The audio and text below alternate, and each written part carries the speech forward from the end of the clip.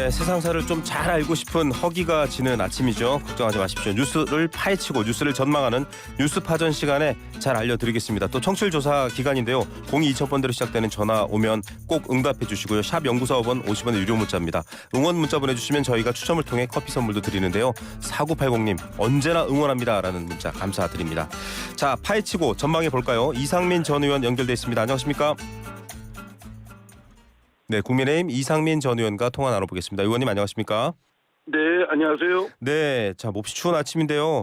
자, 전국도 꽁꽁 얼어붙은 것 같습니다. 일단 내란 특검, 김건희 특검, 쌍특검법이 재표결에서 부결은 됐습니다만 자동 폐기가 됐습니다만 아슬아슬하게 부결됐다라는 국민의힘 당내 평가가 많이 나오고 있습니다. 이 이탈표에 대해서도 좀 기사가 많이 나왔는데 일단 어떻게 보셨습니까?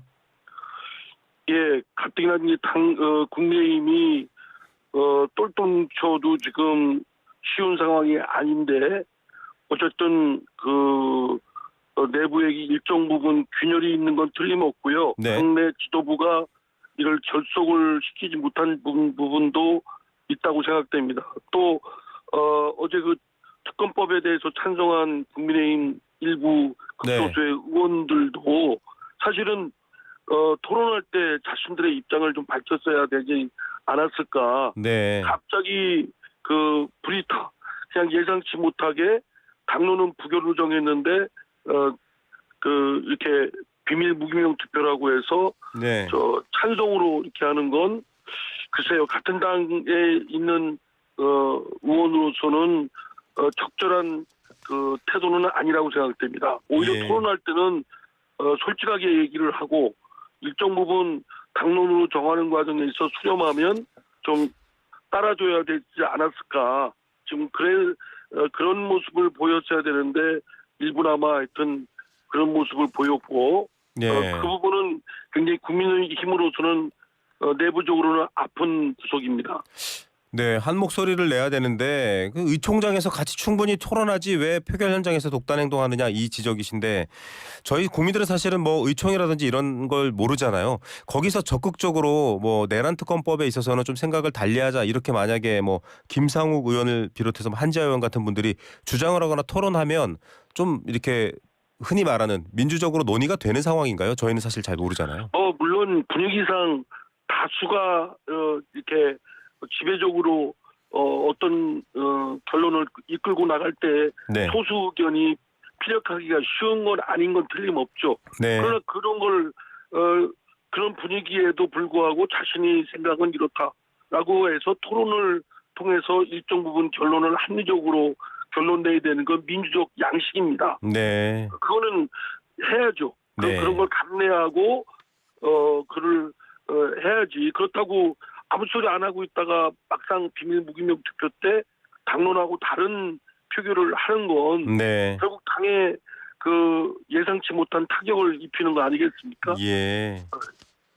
이런 상황에서 이어서 그럴까요? 지금 권성동 원내대표가 김상욱 의원 등 여러 사람들한테 탈당이라는 단어까지 등장했습니다. 이렇게까지 얘기를 했는데 여기에 대해서 좀 얘기가 많은 것 같습니다. 어떻게 보십니까? 반발하고 있거든요. 그것 또한 적절한 태도는 아니었다고 생각됩니다.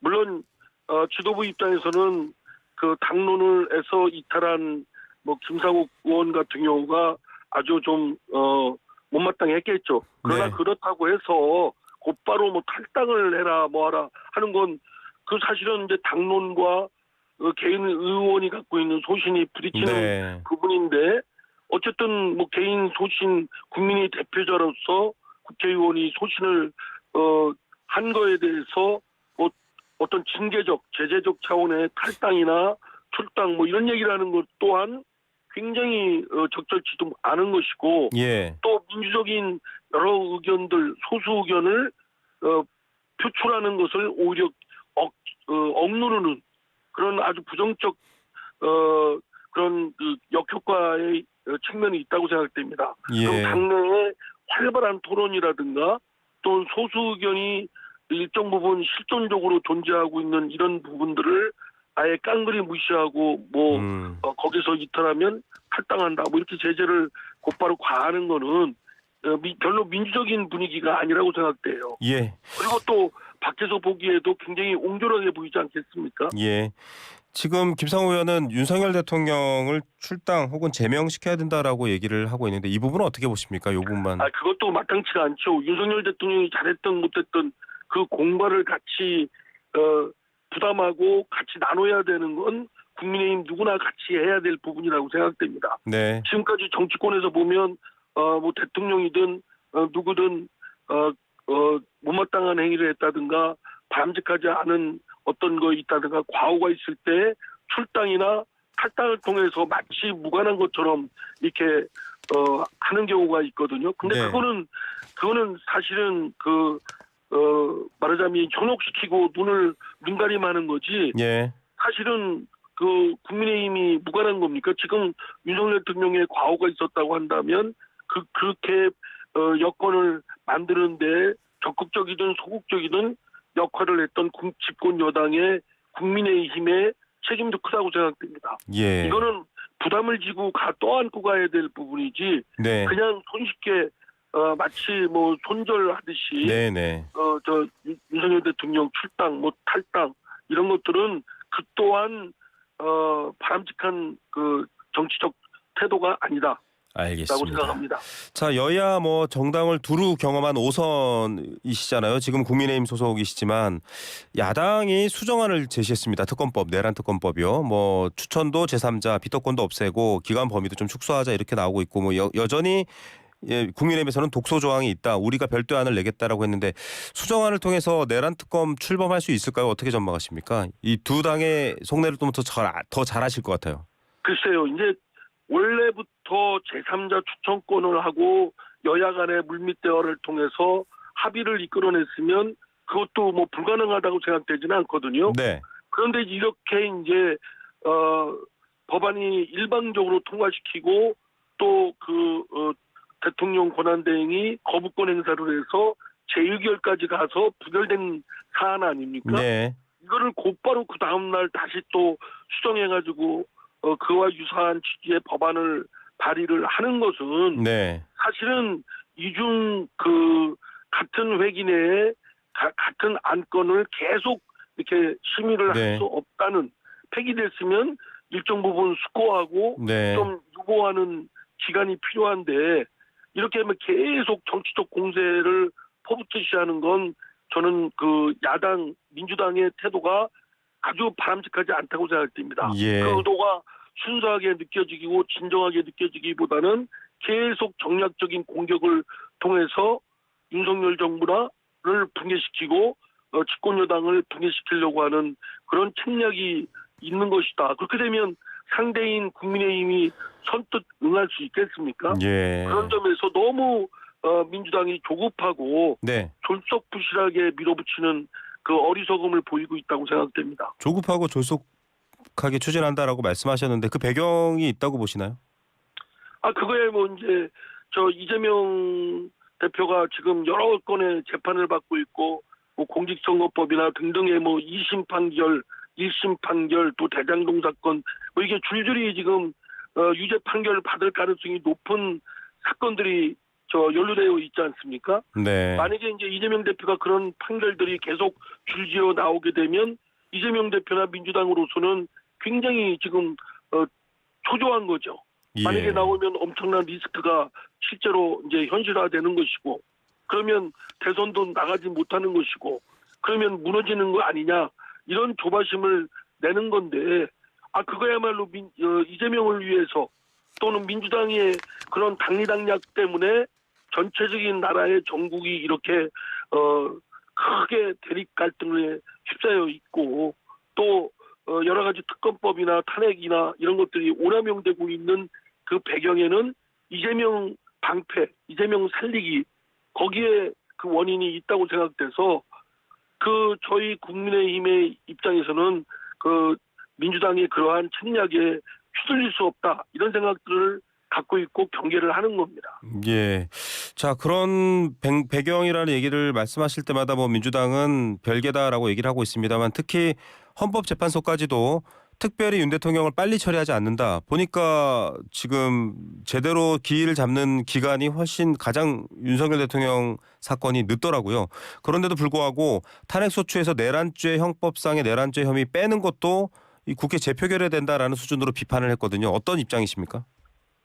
탄핵 심판이 이루어지려면 국회에서 일정 수, 대통령이면 제적 3분의 2 또는 일반 국무총리나 장관의 경우는 제적 과반수의 찬성을 얻어서 가결시키는 거 아니겠습니까? 네. 그리고 거기에는 일정한 탄핵 사유를 적시하고 그것이 국회 본회의에서 표결 처리해서 통과시켜야 가능한 일입니다.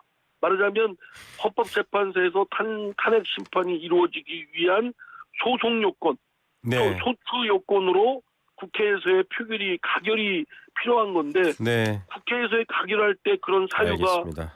탄핵 심판할 때 바뀐다, 변경이 있다. 그러면은 그 소송 요건은 말하자면 없어지는 거나 다를 바가 없죠. 네. 그래서 사실은 그 소송 요건이 없는 거나 다를 바가 없기 때문에 그런 국회의 가결 없이 헌법재판소에서 탄핵 심판이 이루어질 수가 없는 것이기 때문에 네. 각각 결정을 하고 국회에서의 재의결이라는 말하자면 가결이 재차 있어야만 탄핵 헌법재판소에서 다시 새로운 사유를 가지고 탄핵 심판을 할 수 있는 그 논리는 저는 법리에 충실한 논리라고 생각됩니다. 예. 그런데 그걸 어거지로 처음에는 내란죄를 철회한다고 사실상 철회한다라고 답변을 했다가 국회 측 변호인들, 민주당 측 그 변호인들이 답변을 했다가 지금 와서는 민주당에서는 헌법적 재구성이다 이렇게 말을 싹 바꾸는데 그거야말로 비겁하고 정직한 태도가 아니라고 생각됩니다. 예. 만약에